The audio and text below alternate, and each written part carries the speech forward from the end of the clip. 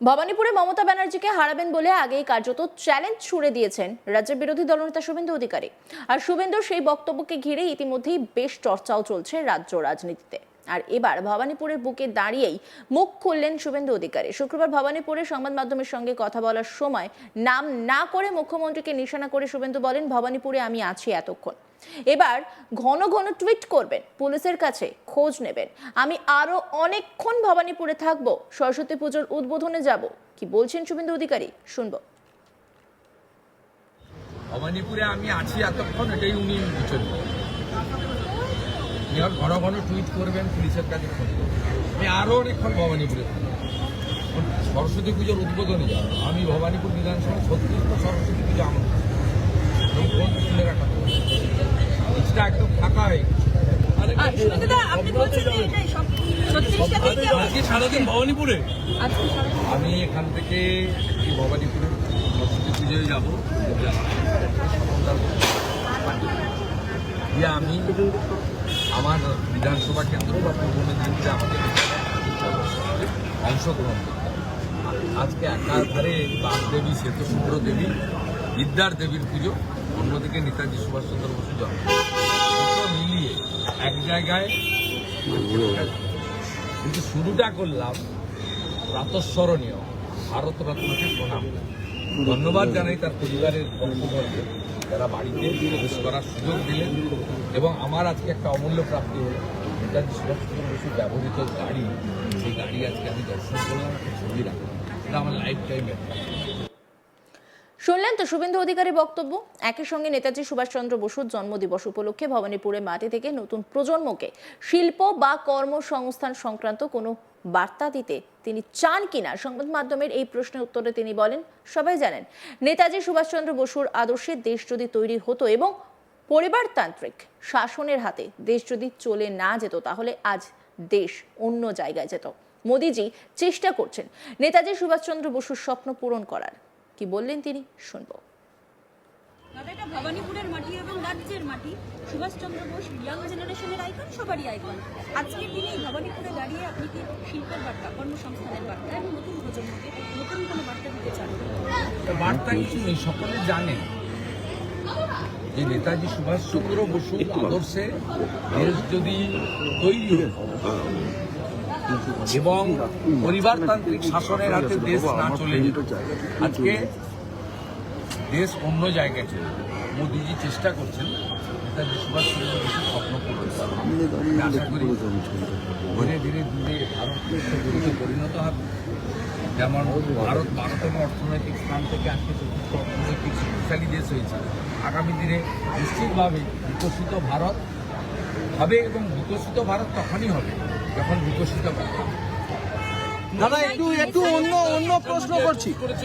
তিনি বলেছেন এটা আমাদের সকলের দুর্ভাগ্য যে অন্তর্ধানের এত বছর পরও কোনো কিনারা হলো না। ওনার ফাইলগুলো তো অপ্রকাশিত ফাইল, তো আমাদের দেশের প্রধানমন্ত্রী নরেন্দ্র মোদী আসার পরে প্রকাশিত। এসব কথা বলে তো লাভ নেই, সব কথা বলে লাভ নেই। ভবানীপুরে মমতা ব্যানার্জিকে হারাবেন বলে আগেই কার্যত চ্যালেঞ্জ ছুড়ে দিয়েছেন রাজ্যের বিরোধী দলনেতা শুভেন্দু অধিকারী। আর শুভেন্দুর সেই বক্তব্যকে ঘিরে ইতিমধ্যেই বেশ চর্চাও চলছে রাজ্য রাজনীতিতে। আর এবার ভবানীপুরে বুকে দাঁড়িয়েই মুখ খুললেন শুভেন্দু অধিকারী। শুক্রবার ভবানীপুরে সংবাদ মাধ্যমের সঙ্গে কথা বলার সময় নাম না করে মুখ্যমন্ত্রীকে নিশানা করে তিনি বলেন, ভবানীপুরে আমি আছি এতক্ষণ, এবার ঘন ঘন টুইট করবেন, পুলিশের কাছে খোঁজ নেবেন, আমি আরো অনেকক্ষণ ভবানীপুরে থাকবো, সরস্বতী পুজোর উদ্বোধনে যাব। কি বলছেন তিনি, শুনবো। ভবানীপুরে আমি আছি এতক্ষণ, এটাই উনি বুঝছেন। ঘন ঘন টুইট করবেন, পুলিশের কাছে খোঁজ করবেন, আমি আরো অনেকক্ষণ ভবানীপুরে থাকবো, সরস্বতী পুজোর উদ্বোধনে যাব। আমি ভবানীপুর বিধানসভা 36 সরস্বতী পুজো আমন্ত্রণ তুলে রাখা একদম ফাঁকা হয়ে সারাদিন ভবানীপুরে। আমি এখান থেকে ভবানীপুরে সরস্বতী পুজোয় যাব। আমি আমার বিধানসভা কেন্দ্র বা পূর্ব মেদিনীপুরে আমাদের অংশগ্রহণ করতাম। আজকে একাধারে বাগদেবী, শ্বেতশুভ্র দেবী, বিদ্যার দেবীর পুজো, অন্যদিকে নেতাজি সুভাষচন্দ্র বসু জন্ম, মিলিয়ে এক জায়গায় কিন্তু শুরুটা করলাম প্রাতঃস্মরণীয় ভারতরত্নকে প্রণাম করে। ধন্যবাদ জানাই তার পরিবারের বন্ধুবর্গকে যারা বাড়িতে প্রবেশ করার সুযোগ দিলেন এবং আমার আজকে একটা অমূল্য প্রাপ্তি হলো নেতাজি সুভাষচন্দ্র বসুর ব্যবহৃত গাড়ি, সেই গাড়ি আজকে আমি দর্শন করলাম, একটা ছবি রাখলাম। এটা আমার লাইফ টাইমের।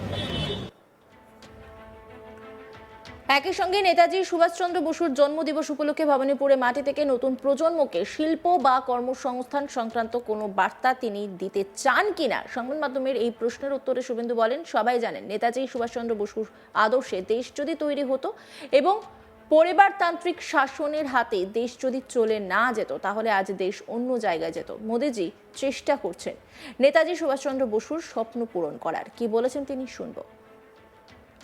দাদা এটা ভবানীপুরের মাটি এবং রাজ্যের মাটি। সুভাষচন্দ্র বোস ইয়াং জেনারেশনের আইকন, সবারই আইকন। আজকের দিনে এই ভবানীপুরে দাঁড়িয়ে আপনি কি শিল্পের বার্তা, কর্মসংস্থানের বার্তা এবং নতুন প্রজন্মকে নতুন কোনো বার্তা দিতে চান? বার্তা কিছু নেই, সকলে জানেন যে নেতাজি সুভাষচন্দ্র বসুর আদর্শে দেশ যদি তৈরি হতো এবং পরিবারতান্ত্রিক শাসনের হাতে দেশ না চলে যেত, আজকে দেশ অন্য জায়গায় চলে। মোদিজি চেষ্টা করছেন নেতাজি সুভাষচন্দ্র বসুর স্বপ্ন পূরণ করা। আমি আশা করি ধীরে ধীরে ধীরে ভারত শক্তিতে পরিণত হবে। যেমন ভারত 12তম অর্থনৈতিক স্থান থেকে আজকে চতুর্থ অর্থনৈতিক শক্তিশালী দেশ হয়েছে। আগামী দিনে নিশ্চিতভাবে বিকশিত ভারত হবে এবং বিকশিত ভারত তখনই হবে যখন বিকশিত ভারত হবে। দাদা একটু অন্য প্রশ্ন করছি। করেছেন তিনি বলেছেন এটা আমাদের সকলের দুর্ভাগ্য যে অন্তর্ধানের এত বছর পরও কোনো কিনারা হলো না। ওনার ফাইলগুলো তো অপ্রকাশিত ফাইল তো আমাদের দেশের প্রধানমন্ত্রী নরেন্দ্র মোদী আসার পরে প্রকাশ করেছে। সব কথা বলে তো লাভ নেই, সব কথা বলে লাভ নেই। ভবানীপুরে মমতা ব্যানার্জিকে হারাবেন বলে আগেই কার্যত চ্যালেঞ্জ ছুড়ে দিয়েছেন রাজ্যের বিরোধী দলনেতা শুভেন্দু অধিকারী। আর শুভেন্দুর সেই বক্তব্যকে ঘিরে ইতিমধ্যে বেশ চর্চাও চলছে রাজ্য রাজনীতিতে। সামনেই রয়েছে নির্বাচন, তার আগে রাজনৈতিক চর্চা একেবারে তুঙ্গে রয়েছে। বারবার তিনি একথা প্রকাশ্যে বলেছেন তিনি মমতা ব্যানার্জিকে হারিয়েছেন। আর এবার ভবানীপুর মানে মুখ্যমন্ত্রী মমতা বন্দ্যোপাধ্যায়ের গড়ে তিনি পৌঁছে গেলেন এবং সেই ভবানীপুরে বুকে দাঁড়িয়েই মুখ খুললেন। শুক্রবার ভবানীপুরে সংবাদ মাধ্যমের সঙ্গে কথা বলার সময় নাম না করে মুখ্যমন্ত্রীকে নিশানা করে তিনি বলেন, ভবানীপুরে আমি আছি এতক্ষণ, এবার ঘন ঘন টুইট করবেন, পুলিশের কাছে খোঁজ নেবেন, আমি আরও অনেকক্ষণ ভবানীপুরে থাকবো, সরস্বতী পুজোর উদ্বোধন করব। এখানেই শেষ নয়, পাশাপাশি তিনি নেতাজি সুভাষচন্দ্র বসুর জন্মদিবস উপলক্ষে ভবানীপুরে মাটি থেকে নতুন প্রজন্মকেও বার্তা দেন। তিনি বলেন, মোদি নেতাজির মতোই দেশ গড়ার চিন্তা করছেন, চেষ্টা করছেন। অন্যান্য খবরের আপডেটের জন্য অবশ্যই নজর রাখুন আজ তাক বাংলার ইউটিউব স্ট্রিমিংয়ে। লাইক, কমেন্ট, শেয়ার এবং সাবস্ক্রাইব করতে ভুলবেন না।